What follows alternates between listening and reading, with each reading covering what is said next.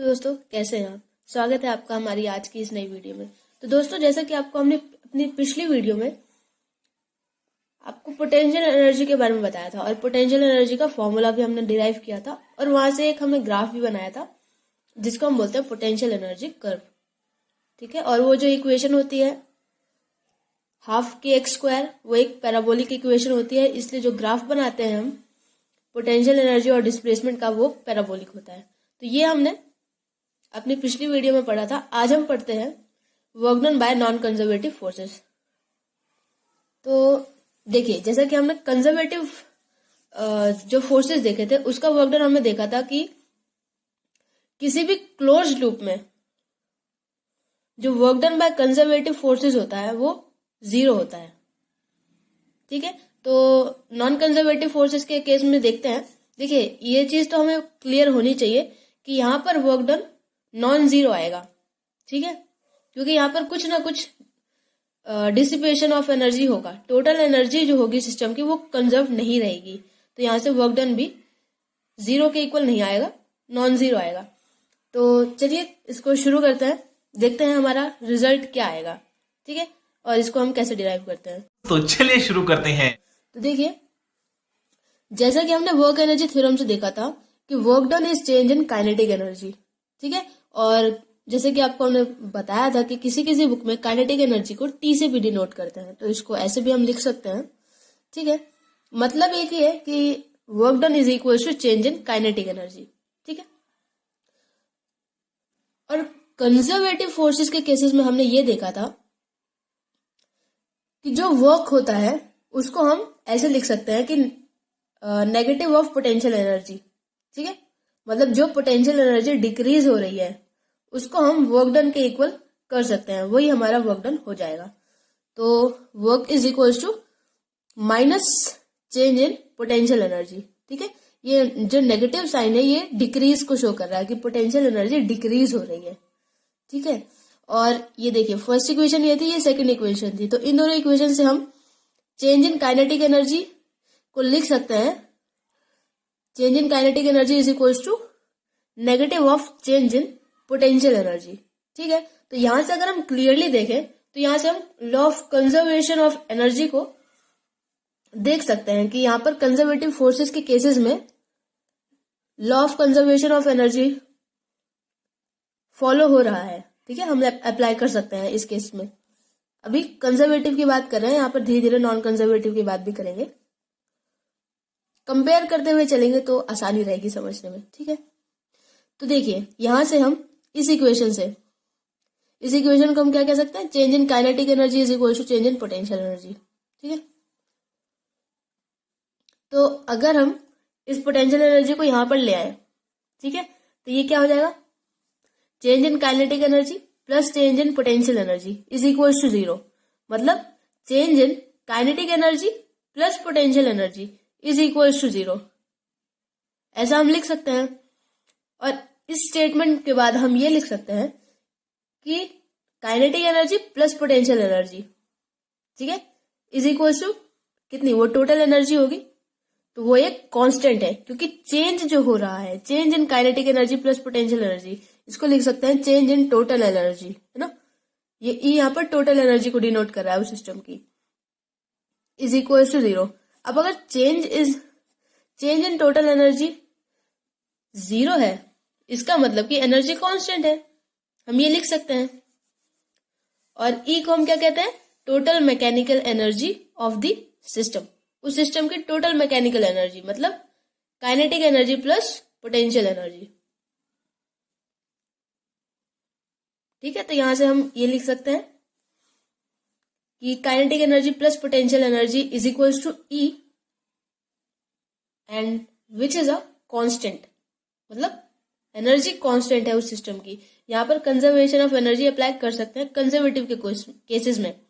लेकिन अगर हम नॉन कंजर्वेटिव की बात करें तो अब देखिए बात करते हैं, तो यहां से एक चीज तो क्लियर है कि जो नॉन कंजर्वेटिव फोर्सेस होंगे तो वहां पर कुछ ना कुछ चेंज आएगा, क्योंकि कुछ डिसिपेटिव फोर्सेस भी होते हैं, जैसे कि फ्रिक्शनल फोर्स हुआ तो वो एक डिसिपेटिव फोर्स होता है। तो कुछ एनर्जी तो उस फोर्स को ओवरकम करने में ही चली जाती है, ठीक है। एज जैसे हम बात करें कि अगर तो यहाँ से जो टोटल एनर्जी आएगी वो टोटल एनर्जी कांस्टेंट नहीं होगी। तो नॉन कंजर्वेटिव फोर्सेस के केस में हम कंजर्वेशन ऑफ एनर्जी का जो कंसेप्ट है वो अप्लाई नहीं कर सकते हैं, ठीक है। आगे बढ़ते हैं, नॉन कंजर्वेटिव फोर्सेस का देखते हैं एक्सप्रेशन क्या आता है। तो देखिए इसको हम कैसे लिखते हैं। Suppose that among the forces acting on a system, मतलब कोई भी सिस्टम है जिस पर जो फोर्सेस एक्ट कर रही हैं उसमें से कुछ तो फोर्सेस कंजर्वेटिव हैं और कुछ नॉन कंजर्वेटिव हैं, ठीक है। Some are non conservative and some are conservative. Then the work done by the resultant force is the sum of the work of conservative force and non conservative force, ठीक है। तो अब जैसा हमने पढ़ा था, work is total work is equal to change in kinetic energy of the system, work energy theorem से। तो यहां से हम इसको लिख सकते हैं, ये टोटल वर्क हो गया, ये चेंज इन काइनेटिक एनर्जी हो गया, ठीक है। इसको इक्वेशन 1 कह देते हैं। बट जैसा कि हम जानते हैं कि work done by conservative forces, उसको हम कैसे रिप्रेजेंट कर सकते हैं, as decrease in potential energy. तो work done by conservative forces को हम लिख सकते हैं minus change in potential energy, ठीक है। Minus change in potential energy, तो इसको हम ऐसे लिख सकते हैं कि सपोज इनिशियल पोजीशन थी हमारी ए और फाइनल पोजीशन थी बी, ठीक है। यहां से यहां जाना है, तो चेंज इन यू को हम क्या लिख सकते हैं, यू बी माइनस यू ए, ठीक है। अब नेगेटिव साइन है तो यहां से इसलिए ये चेंज हो गया, इसलिए ये U A minus U B हो गया।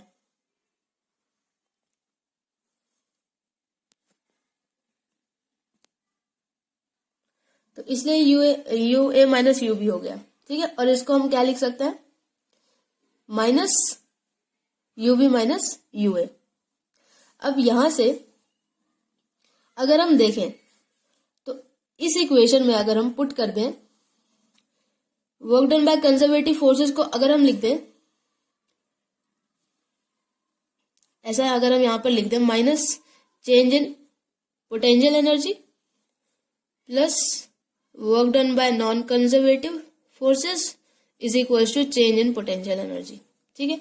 तो यहां से work done by non conservative forces क्या हो जाएगा, चेंज इन काइनेटिक एनर्जी, और इसको यहां ले आते हैं तो ये हो जाएगा plus change in potential energy. तो यहां से हम क्या कह सकते हैं, work done by conservative forces is equal to change in kinetic energy plus potential energy. मतलब कि जो सिस्टम की टोटल मैकेनिकल एनर्जी है उसमें जो चेंज आता है वो इक्वल होता है जो नॉन कंजर्वेटिव फोर्सेस वर्क करते हैं उसके इक्वल आएगा, ठीक है। तो मतलब फिर से सुनिए, जो total change in mechanical energy of system है, ठीक है, वो चेंज किसके इक्वल होता है, जो नॉन कंजर्वेटिव फोर्स वर्क कर रही होती है उसके इक्वल होता है। तो इस स्टेटमेंट को हम कैसे लिख सकते हैं, देखिए, total mechanical energy of the system E is not constant, ठीक है। यहां पर कांस्टेंट नहीं है तो हमें दिख ही रहा है, but changes by the amount of work done on the system by non conservative forces. मतलब नॉन कंजर्वेटिव फोर्सेस जितना काम करेंगे, जितना वर्क डन होगा, उसी के इक्वल मैकेनिकल एनर्जी उस सिस्टम की चेंज हो जाएगी, ठीक है। तो अब देखिए यहां पर ऐसे लिखा हुआ है जो हमने अभी डिस्कस किया था, only when there are no non conservative forces और when we can neglect the work they do, ठीक है। मतलब कि या तो उस सिस्टम में नॉन कंजर्वेटिव फोर्सेस हो ही ना, और अगर हो तो अगर जो वो वर्क कर रही है वो नेग्लिजिबल है, बहुत कम है, उसको अगर हम निग्लेक्ट कर सकते हैं तभी हम कंजर्वेशन ऑफ मैकेनिकल एनर्जी को अप्लाई कर सकते हैं, अदरवाइज नहीं, बिल्कुल नहीं कर सकते नॉन कंजर्वेटिव के केस में, ठीक है। तो देखिए अगर हम केस लें कि देखिए, consider the case in which friction is the only non conservative force, ठीक है, जहां पर सिर्फ फ्रिक्शन ही हो जो एक नॉन कंजर्वेटिव फोर्स हो, और बाकी जो फोर्सेज हो वो एक कंजर्वेटिव फोर्सेज हो सकते हैं। ठीक है, तो अब जैसा कि हम जानते हैं कि फ्रिक्शन एक डिसिपेटिव फोर्स है। ठीक है, तो इसकी वजह से जो टोटल मैकेनिकल एनर्जी है सिस्टम की वो डिक्रीज करती है, क्योंकि ये डिसिपेटिव फोर्स है इसलिए। और नॉन कंजर्वेटिव फोर्सेस डिसिपेटिव ही होते हैं। ठीक है, और जैसे डिसिपेटिव फोर्सेस जो होते हैं वो हमेशा नेगेटिव वर्क करते हैं, नेगेटिव वर्क करते हैं। अब जैसे फ्रिक्शन की ही बात करें तो वो बॉडी के डिस्प्लेसमेंट को कम करना चाहती है, बॉडी की काइनेटिक एनर्जी को डिक्रीज करना चाहती है। तो इसलिए जो डिसिपेटिव फोर्सेस होते हैं वो नेगेटिव वर्क करते हैं, और इसकी वजह से जो टोटल मैकेनिकल एनर्जी होती है किसी भी सिस्टम की वो डिक्रीज हो जाती है इन नॉन कंजर्वेटिव फोर्सेस के आते ही। ठीक है, और वो कांस्टेंट नहीं रहती है, डिक्रीज हो जाती है। तो यहां से हम लिख सकते हैं work done by non conservative force. ठीक है, इस केस में तो उसको हम WF से डिनोट कर रहे हैं, इसका मतलब work done by frictional force. ठीक है, is equal to change in, हमने लिखा था kinetic energy plus potential energy, और ये किसके इक्वल होगा, ये हो गया total change in mechanical energy of the system. तो इस टोटल चेंज को हम क्या लिख सकते हैं, final kinetic energy plus final potential energy. ठीक है, मतलब कि ई फाइनल, जो फाइनल मैकेनिकल एनर्जी सिस्टम की हुई, माइनस ई इनिशियल, जो इनिशियल मैकेनिकल एनर्जी उस सिस्टम की हुई। ठीक है, तो इसको हम ऐसे डिनोट कर रहे हैं, ये फाइनल काइनेटिक एनर्जी है, ये फाइनल पोटेंशियल एनर्जी, माइनस ये T नॉट है इनिशियल काइनेटिक एनर्जी, और U नॉट है इनिशियल पोटेंशियल एनर्जी। ठीक है, अब जैसा कि हम जानते हैं कि डिसिपेटिव फोर्सेस नेगेटिव वर्क कर रहे हैं, तो मतलब फ्रिक्शनल फोर्स यहां पर नेगेटिव वर्क करेगा। अब ऐसा क्यों है, क्योंकि जो फाइनल मैकेनिकल एनर्जी होगी वो इनिशियल मैकेनिकल एनर्जी से कुछ कम होगी, मतलब ई इनिशियल यहां पर बड़ा है और ई फाइनल यहां पर कम है, इसलिए ये जो work done by frictional force आएगा ये नेगेटिव हो जाएगा। तो यहां से जैसा कि हम देख पा रहे हैं कि जो फाइनल मैकेनिकल एनर्जी होगी वो कम होगी इनिशियल मैकेनिकल एनर्जी से। अब ऐसे तो हम इसका रीजन तो हम जानते ही हैं, क्योंकि ये जो नॉन कंजर्वेटिव फोर्स है, जैसे यहाँ पर हमने एग्जांपल लिया हुआ है फ्रिक्शनल फोर्स, तो ये एक डिसिपेटिव फोर्स है, कुछ एनर्जी इस फोर्स को ओवरकम करने में चली जाती है, जिसकी वजह से यहाँ पर जो फाइनल मैकेनिकल एनर्जी है वो कुछ कम हो जाती है। तो देखिए, जैसे एक एग्जांपल हम देख सकते हैं कि अगर हम कोई भी दो सरफेस लें और अगर उनको हम रब करें तो हम देखेंगे कि यहाँ पर हीट प्रोड्यूस हो रही है। अब जो ये हीट प्रोड्यूस हो रही है, ठीक है, ये जो हीट प्रोड्यूस हो रही है और ये जो हीट प्रोड्यूस हो रही है ये किसके इक्वल होती है, is equals to mechanical energy dissipated. मतलब जितना भी मैकेनिकल एनर्जी कम हो रही है, फाइनल मैकेनिकल एनर्जी जिस अमाउंट से कम हो रही है वो इस हीट एनर्जी के इक्वल है, उतनी ही मतलब हीट एनर्जी निकल रही है। ठीक है, मतलब यहाँ पर फाइनल मैकेनिकल एनर्जी जितनी कम हुई उसी अमाउंट में जो ये हीट है उसी अमाउंट में वहां से हीट एनर्जी निकल रही है। ठीक है, तो हम ऐसा कह सकते हैं कि जैसे कि वर्क डन, देखिए, just as work done by a conservative force on an object is negative of potential energy gained. ठीक है,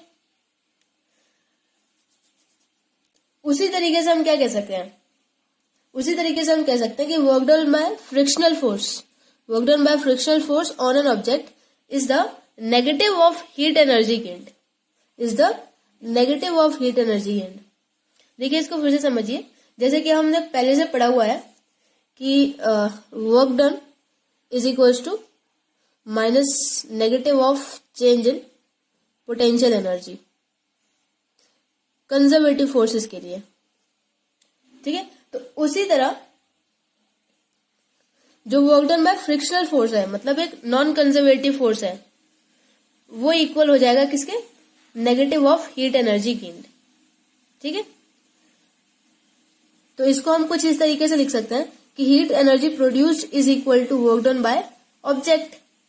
ठीक है, तो इसको हम ऐसे लिख देते हैं, ये है work done by frictional force is equal to minus Q, यहां पर ये हीट एनर्जी को डिनोट कर रहे हैं। ठीक है, तो अब जैसा कि हमने ये पढ़ा था कि work done by non conservative forces is equals to change in total mechanical energy of the system. ठीक है, तो अगर हम इन दोनों इक्वेशंस में इन दोनों इक्वेशंस को इक्वेट करें तो यहां से हमारे पास इक्वेशन आ जाएगी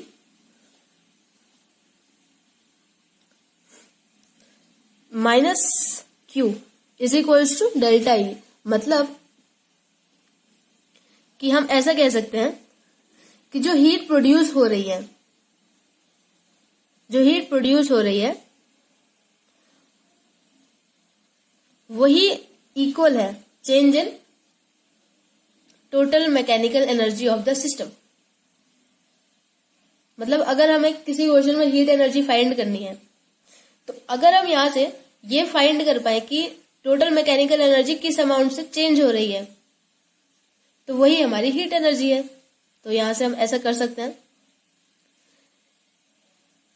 किसी क्वेश्चन में ऐसा आ सकता है, अगर ऐसा कोई क्वेश्चन होगा तो आगे करेंगे। ठीक है, तो यहां से एक स्टेटमेंट आई हमारे पास बहुत इंपॉर्टेंट कि the laws of mechanical energy is equal to change in the loss of mechanical energy is equal to the gain in heat energy. मतलब जितना लॉस मैकेनिकल एनर्जी में हो रहा है उतना ही गेन हीट एनर्जी में हो रहा है। ठीक है, नॉन कंजर्वेटिव फोर्सेस के केस में। तो दोस्तों आज की वीडियो में इतना ही, मिलते हैं अगली वीडियो में। अगली वीडियो में हम पोटेंशियल एनर्जी कर्व कर रहे होंगे और इसके हम वेरियस इक्विलिब्रियम कंडीशंस यहाँ पर होंगी, ग्राफ होगा यहाँ पर, उससे हम इस चीज को देखने वाले हैं। तो चलिए मिलते हैं अगली वीडियो में। दोस्तों मिलते हैं अगली वीडियो में, तब तक अपना ध्यान रखिए, अपने पेरेंट्स का ध्यान रखिए और मेहनत करते रहिए।